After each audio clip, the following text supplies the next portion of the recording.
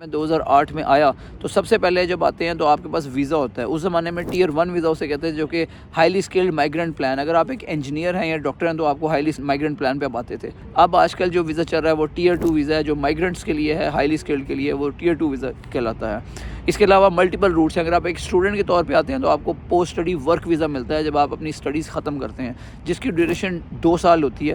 اس کے بعد آپ کو لازمی طور پہ کوئی نہ کوئی ایسی کمپنی میں جاب ڈھونڈنی ہوتی ہے جو آپ کو امپلائمنٹ دے سکے اور اس کے بعد آپ کو ورک پرمٹ سے شفٹ کر سکے پراپر ایک ورک ویزا کے اوپر. سو دیٹ از ویری امپورٹنٹ. تو اس لیے جب آپ آئیں تو آپ ضرور اس چیز کا تعین کر کے آئیں. اگر آپ ایک ایز اے اسٹوڈنٹ آ رہے ہیں تو آپ کو پتہ ہونا چاہیے کہ سال ایک میں نے ماسٹرز کرنا ہے, پھر میں نے پی ایچ ڈی کرنی ہے. جب بھی آپ کا ویزا رینیو ہونا ہے آپ کو 2 سے 3 ہزار پاؤنڈ اسٹیٹ نے آپ سے لینے گورنمنٹ نے. پہلے جب میں آیا تھا تو 1000 پاؤنڈ میں یہ کام ہو جاتا تھا. اب یہ جو ویزے کی ایکسٹینشن ہے یہ کوئی 2 سے 3 ہزار پاؤنڈ پہ ہوتی ہے. یہ آپ کو آن لائن چیک کرنا پڑے گا. gov.uk کی ان کی ویب سائٹ ہے جہاں پہ یہ ساری انفارمیشن ڈیٹیل میں دی گئی ہے. اگر آپ اسٹوڈنٹ کے طور پہ آیا اور آپ نے یہاں پہ ویزا لے لیا تو دیٹس ون روٹ. جب میں یہاں پہ آیا تو میرے پاس جو ویزا تھا وہ ٹیئر 1 ویزا تھا. انیشلی 3 سال گزارنے تھے اور اس کے بعد 2 سال کی ایکسٹینشن ہونی تھی. اور ان 5 سالوں میں ملک سے باہر 6 مہینے سے زیادہ اوور آل کاؤنٹ کریں اسے نمبر آف ڈیز تو وہ 180 ڈیز سے زیادہ نہیں رہ سکتا تھا. سو یہ انشور کرتے ہیں کہ آپ کی یہاں پہ کوئی جاب اور پرماننٹ آپ کی ریزیڈنسی یہاں پہ ہو.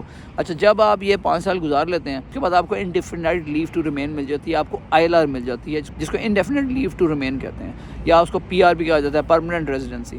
وہ جب آپ کو مل جاتی ہے تو اس کے بعد 1 سال آپ نے اور گزارنا ہوتا ہے اور اس کے بعد آپ اپلائی کر سکتے ہیں سٹیزن شپ کے لیے. جب آپ سٹیزن شپ کے لیے اپلائی کرتے ہیں, جب آپ کو جسے نیچرلائزیشن بھی کہا جاتا ہے, تو اس کے بعد آپ کو یہ پھر سٹیزن بنا دیتے ہیں. اور سٹیزن جیسے ہی آپ بنتے ہیں آپ اس کے فوراً بعد ایلیجیبل ہو جاتے ہیں برٹش پاسپورٹ اپلائی کرنے کے لیے, جس میں اس زمانے میں ہمیں یہ ریڈ کلر کا پاسپورٹ ملتا تھا جو میں نے ابھی آپ کو دکھایا. تو جب آپ پاسپورٹ رینیو کرنے آتے ہیں, جیسے میں یہاں پہ آج کل آیا ہوں پاسپورٹ کو رینیو کرانے کے لیے, تو جب آپ کو وہ پاسپورٹ کی اپلیکیشن آپ ان کے پاس لے کے جاتے ہیں تو وہ آپ کو یہ جو ریڈ پاسپورٹ ہے اس کو یہاں سے کاٹ دیتے ہیں جا کے, اس کے بعد آپ اس کے اوپر ٹریول نہ کر سکیں.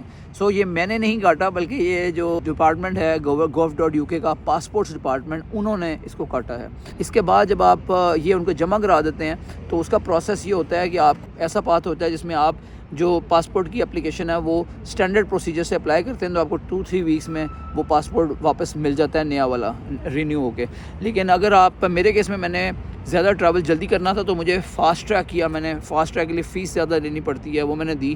تو میں نے اس کے بعد 1 ویک کے اندر انہوں نے مجھے پاسپورٹ بنا کے بائی پوسٹ بھیج دیا, اور میں نے UK کا ایڈریس دیا ہوتا تو مجھے بڑی جلدی وہ پاسپورٹ UK میں واپس مل گیا. جب آپ کو پاسپورٹ ملتا ہے تو اس کی ویلیڈیٹی ہوتی ہے. اگر آپ کو جب یہ پاسپورٹ دیتے ہیں تو وہ 10 ایئرس کے لیے ملتا ہے. 10 ایئرس کے بعد آپ نے اس کو رینیو کرانا ہوتا ہے. بے شک آپ یہاں رہیں یا اس کے بعد آپ کسی اور کنٹری میں موو کر جائیں تو آپ کو وہ پاسپورٹ ان اینی کیس آپ اس اسپیسیفک کنٹری سے بھی رینیو کروا سکتے ہیں by sending M through post. اور اس میں کچھ ٹائم زیادہ لگتا ہے لیکن وہاں سے بھی رینیو ہو جاتا ہے. لیکن 10 سال کے بعد آپ کو رینیو کرانا پڑتا ہے. اور بچوں کے کیس میں اگر آپ کے بچے یہاں پہ بورن ہوئے ہیں اور وہ برٹش سٹیزن ہیں بائی برتھ تو پھر آپ کو 5 سال بعد ان کے لیے پاسپورٹ دوبارہ رینیو کرانا پڑتا ہے. So that is how it works over here. So today the purpose was to tell you کہ کیسے آپ پاسپورٹ لے کے اس کنٹری میں آ سکتے ہیں. اس طرح یہ جرنی پورا کمپلیٹ ہوتا ہے اور اس کے بعد ہر 10 سال بعد آپ نے اس پاسپورٹ کو رینیو کرانا ہوتا ہے. اگر آپ کو یہ ویڈیو پسند آئی ہے تو please be generous and give us a thumbs up, give us a like, and also if you have not subscribe to the channel please do so, تاکہ اسی قسم کا یوزفل کانٹینٹ ہم آپ کے لیے مزید لا سکیں جو آپ کو انیبل کر سکے ٹو اچیو یور فریڈم.